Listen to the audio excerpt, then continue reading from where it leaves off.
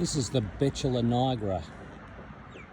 It's the river birch, and in Australia sometimes it's sold as an evergreen birch because in Queensland and northern New South Wales it actually handles the humid conditions quite well and does remain along the coastal fringe an evergreen tree. So in a different environment to down south here in Melbourne and in the Dandenong Ranges where it's much colder, where we can get down to -2 to -5 in some places, like where we are at the nursery here.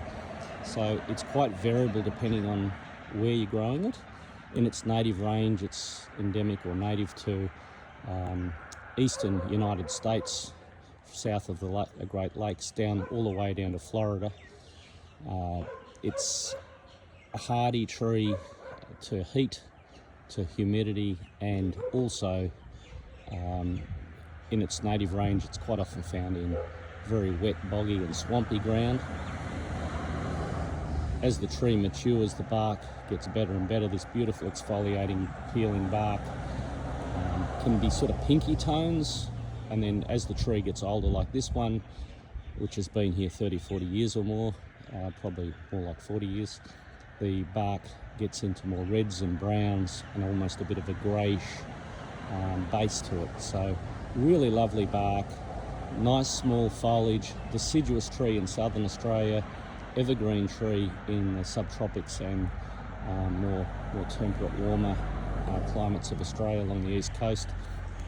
Here, it's an easy tree to grow, very upright like most birches, so suits being planted in a group or a copse, just like you would a lot of other birches.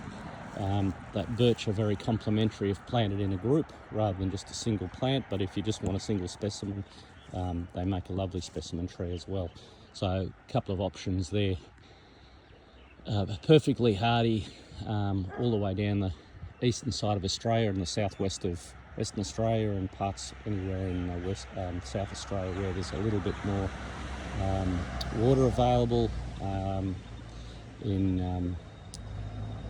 Doesn't want to be in dry, arid areas, wants to be around somewhere like that has some access to moisture through the year, or at least you've got the ability to offer water. So don't put it in extreme hot, dry areas, but around gardens and parks that are irrigated, well irrigated in the spring and summer, they will certainly thrive.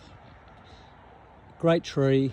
You can see the little seed capsules forming all over this tree. Makes a lovely artistry in the skyline here.